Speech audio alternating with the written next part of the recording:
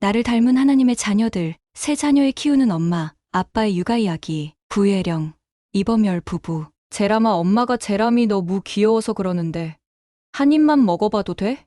엄마의 이상한 취미, 울상을 지은 제라미는 안 돼, 원래 사람은 잡아먹으면 안 되는 거야. 그 모습이 너무 귀여운 엄마는 장난기 발동. 제람아, 제람이가 애기였을 때 엄마가 벌써 한 입 먹어봤잖아. 제라미는 입을 더욱 삐쭉 내밀며 그래서 내가 그때 너무 아팠잖아. 제라미가 더 어렸을 때 한 입 깨물어 먹는 척 했더니 엉엉 울길래 다시 퇴뱉어서 붙여주는 척 했더니 금세 괜찮아졌더라는 후문. 이 엉뚱발랄하고 깜찍한 엄마와 아들 대화의 주인공 가족인 구혜령 앤드 이범열 부부 가족을 소개합니다. 하나, 손편지로 쌓아온 사랑. 예령 씨가 20살이 되어 처음으로 참석하게 된 청년대회. 그곳에서 서로를 처음 만나 연애를 시작한 지 한 달 만에 범열 씨는 선교 사업을 나가게 된다. 2년이라는 긴 시간 동안 서로 만나지도 못하고 전화나 문자로 연락할 수 없었던 두 사람의 인연을 지탱해 주었던 건 바로 손편지였다. 시간이 지나 드디어 범열 씨가 선교 사업에서 돌아오기 바로 한 달 전, 예령 씨는 선교 사업 부름장을 받고 주님을 위해 봉사하러 1년 반 동안 떠나게 된다. 아쉽게도 두 사람은 재회를 하지 못한 채 다시 1년 반 동안 손편지로 서로의 안부를 주고받게 된다. 무려 3년 6개월이라는 시간 동안 서로를 직접 만나지 못한 채 손편지로만 안부와 소식을 주고받으면서 서로에 대한 감정과 확신은 점차 커져 나갔고 결국 예령 씨가 선교 사업에서 귀환한 후 3개월 만에 두 사람은 영원한 결혼이라는 결실을 맺게 된다. 이제는 서로에게 손편지를 쓰지 않아도 서로의 모든 것을 공유하게 된 두 사람. 두 사람은 3명의 자녀의 부모로서 서로의 남편이자 아내로서 그들만의 인생 이야기를 함께 적어가고 있다. 둘, 나를 닮은 나와 다른 너. 예령, 범열 씨 부부에게는 3명의 자녀가 있다. 10살, 8살, 6살로 호기심이 많고 여전히 손이 많이 가는 어린 자녀들을 두고 있다. 한 명의 아이도 키우기 힘든 세상인데 3명의 자녀들을 예쁘고 밝게 키운 두 부부의 모습에 감탄사가 절로 나온다. 아이들은 엄마, 아빠에게 받은 사랑으로 티 없이 맑고 행복해 보였다. 10년차 엄마인 예령 씨에게 있어서 부모가 된 이후에 깨달은 점은 무엇이었을까? 부모가 되기 전에는 제가 낳은 자녀들은 제게 속한 것이라고 생각했었어요.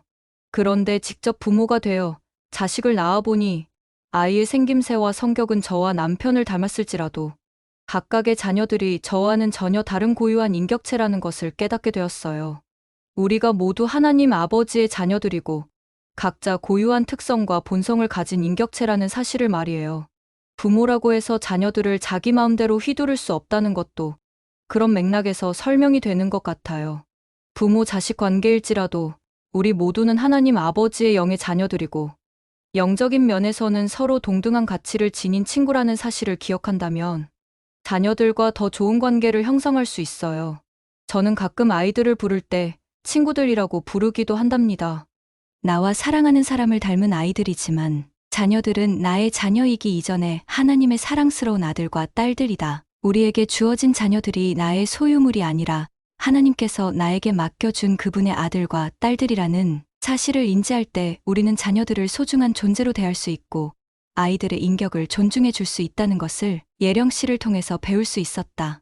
셋, 보기만 해도 배부르고 바라만 봐도 행복한 마음. 세 자녀들이 가장 좋아하는 활동은 집에서 아빠와 괴물 놀이를 하는 것이다. 두 부부는 아이들과 밖에 나가서 특별한 활동을 해주고 싶어 해도 아이들이 집에서 노는 것을 가장 좋아한다고 한다. 아이들과 집에서 둘러앉아 이불을 쓰고 전기놀이하고 함께 그림 그리고 요리하고 카드 게임을 하면서 시간을 보내면 하루가 굉장히 짧게 느껴진다. 특히 매주 월요일 저녁에는 가정의 밤을 통해서 아이들과 함께 경전을 읽고 예수 그리스도의 복음에 대해 공부하고 재미있는 게임과 활동을 한다. 소소하고 평범한 일상이지만 이렇게 온 가족이 함께 시간을 보내면서 아이들은 자연스럽게 엄마, 아빠와 깊은 유대감을 쌓게 되고 다양한 활동을 통해서 삶에서 중요한 가치와 교훈들을 배우게 된다. 집중력이 부족한 어린 자녀들을 가르치는 일은 쉬운 일이 아니다. 두 부부에게도 자녀들을 앉혀놓고 예수 그리스도의 신앙에 대해 가르치는 일은 쉽지 않았지만 어린 자녀들에게 삶에서 가장 중요한 가치들에 대해 끊임없이 가르치고 대화하고자 꾸준히 노력할 때 아이들이 점차 발전하고 달라지는 것을 발견할 수 있었다고 했다. 막내가 5살이 되도록 가족 기도, 시간에 눈을 감고 손을 모으는 것을 싫어해서 애를 먹은 적이 있었어요. 억지로 시켜보기도 하고 스스로 할 때까지 기다려보기도 했는데 매일 저녁마다 기도하는 문제로 부딪히게 되니 스트레스가 이만저만이 아니었어요. 그러던 어느 날 몰몬경 이야기에서 이노스가 기도하는 부분을 함께 읽었는데 막내 아이가 그 장면을 유심히 보길래 이때다 싶어서 주님께서 기도를 열심히 하는 사람들에게 어떤 축복을 주시는지 다시 한번 강조해서 가르쳐 주었어요. 그때쯤부터 막내 아이도 바른 자세로 기도를 하기 시작하더라고요. 나이가 어리더라도 자녀들은 예수 그리스도의 복음의 원리들을 잘 이해하고 받아들이는 것 같아요. 어릴 때 복음을 배우는 것이 성인이 된 이후에 복음을 배우는 것보다 훨씬 더 빠르고 쉽게 받아들이고 좋은 방향으로 자녀들이 발전할 수 있기 때문에 지금부터 자녀들을 가르치는 것이 중요하다고 생각해요. 자녀를 키우는 일은 삶에 굉장한 변화를 가져온다. 아이들의 신체 리듬에 맞추어서 일찍 자고 일찍 기상하는 생활, 아기 용품과 장난감으로 넘쳐나는 집안, 뛰어노는 아이들을 쫓아다니느라 바쁜 일상 등 자녀가 태어나면서 삶의 많은 요소들이 변하게 된다. 그 중에 하나로서 행복에 대한 관점도 포함이 된다. 자녀가 생기고 부모가 되어 느끼는 행복감은 이전에 본인이 생각하던 행복의 정의와는 전혀 다르기 때문이다. 두 부부가 느끼는 행복도 일상생활 속에서 평범하고 소소하게 예상치 못한 방식으로 찾아왔다. 행복은 멀리 있지 않아요. 온 가족이 함께 대형 마트를 가서 아이들에게 마음에 드는 과자를 하나씩 고르라고 한 적이 있어요. 새 아이들이 자신들이 가장 좋아하는 과자를 하나씩 들고 신이 나서 마트에서 흘러나오는 노래 소리에 맞추어 한 줄로 춤을 추며 계산대까지 걸어가는데 그 모습을 바라보는 것만으로도 너무 행복했답니다.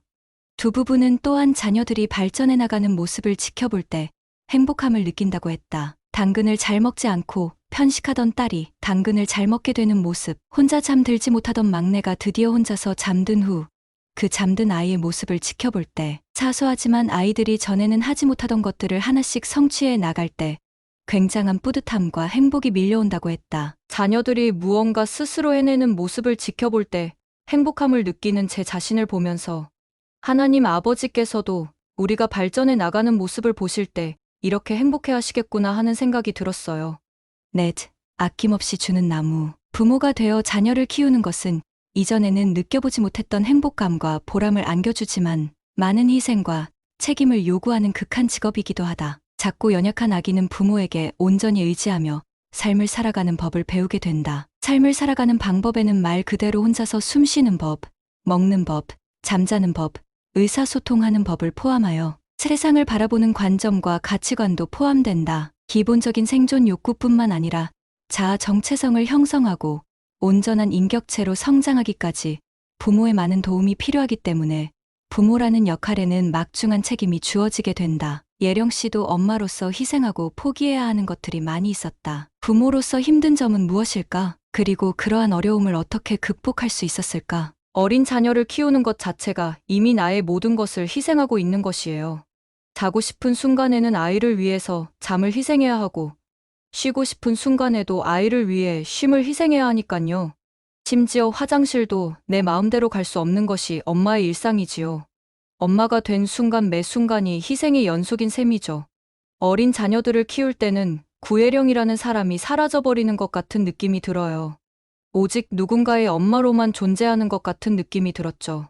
그래서 셋째 아이를 낳기 전에는 많이 고민을 했어요. 오랜 고민 끝에 셋째를 갖기로 결심을 했을 때 지금부터 임신 1년, 육아 1년, 총 2년 동안 지구상에 구혜령은 없다. 조금만 더 나를 내려놓자. 이렇게 생각했던 기억이 나네요. 셋째 아이를 낳고 보니 눈에 넣어도 아프지 않을 만큼 너무 사랑스러운 아이라서 그때 아이를 가지기로 선택하지 않았으면 어쩔 뻔했을까. 지금 생각해도 아찔해요.